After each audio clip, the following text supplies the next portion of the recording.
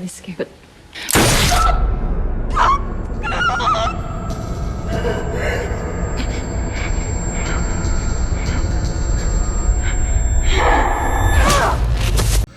what's up, Rearview crew? We are back with another review, and tonight I watched Ready or Not 1 in anticipation of watching Ready or Not 2 tomorrow night. Now, this is a movie that I've heard a lot of people talk about, and I was honestly astounded by the ratings that it received, like on Rotten Tomatoes and on Letterboxd, because I didn't expect this type of movie to be something that would be like almost critically acclaimed by a lot of people. What I will say is I really appreciate the comedic performances in this movie, with it being centered around suspense, thriller, like murder. To be able to add comedy within a realm like that, it's pretty impressive, to say the least. It does feature a family, the Ladomises, who have a gaming dominion, as they like to call it.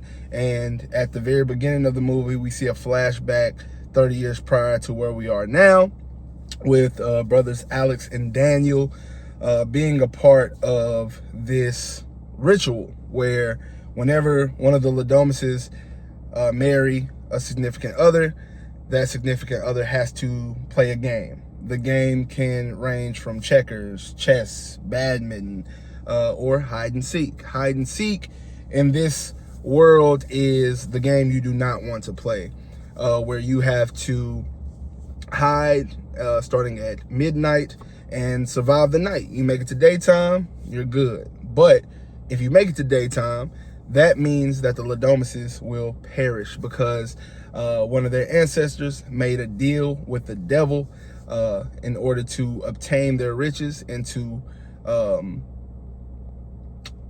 in order to keep, their riches, they would have to make these sacrifices in order to continue to live and live extravagantly in that regard. So when Alex brings in the main character, Samara Weaving, I can't remember her name in the movie, I suck, but she is tasked with playing the game, and of course she gets the hide and seek card. And starting out, we see how the brothers, their reaction to this. Like, the entire family wasn't ready to have to do this, because they haven't had to do it in 30 years, which seems like they actually went through a few marriages. And it's like these people aren't trained to kill. So it is a very good chance that you can live. The problem is, even if people aren't trained to kill, they have the weapons and they have the numbers and they have the advantage, because you're playing in a house that is filled with different hiding spots that they know where these are. So you're at a disadvantage initially. But the way that the character pretty much turns up throughout the movie, and how she goes from very shy, timid, scared, and she kind of embraces her role in survival and doing whatever it takes in order to make it through the night.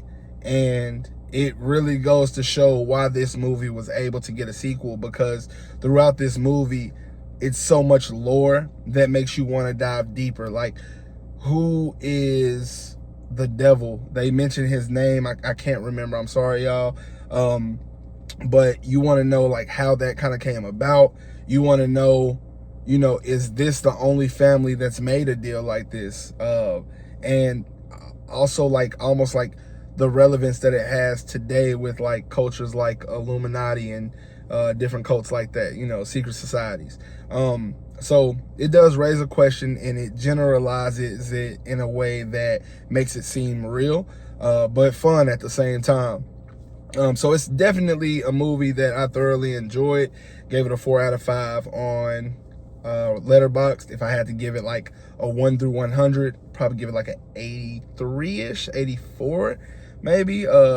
Definitely a little higher in the 80 range, because I just feel like it was something that they got creative with. It's easy to come up with something where it's like, all right, let's make a hide and seek game where they go and kill people. I mean, that's the premise to a lot of different horror movies, but the way that it's controlled within a house and you have all of these different people trying to get this one person, it makes for a very thrilling ride. And I was, I was comfortable. I wasn't in a movie theater. I was at home, so it wasn't like I was on the edge of my seat. But had I been in the theater with the score of the movie, the imagery and the cinematic, like different details that you pay attention to when watching movies, it did a lot for me visually. I thought it was really good, and the story it added a certain level to it. And while being deep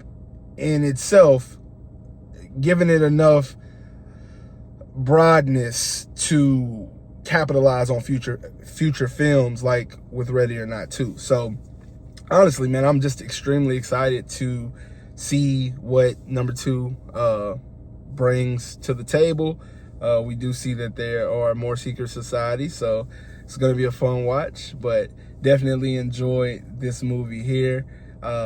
I don't think it won any awards, but I mean, it didn't really seem like that type of movie. It didn't take itself that serious.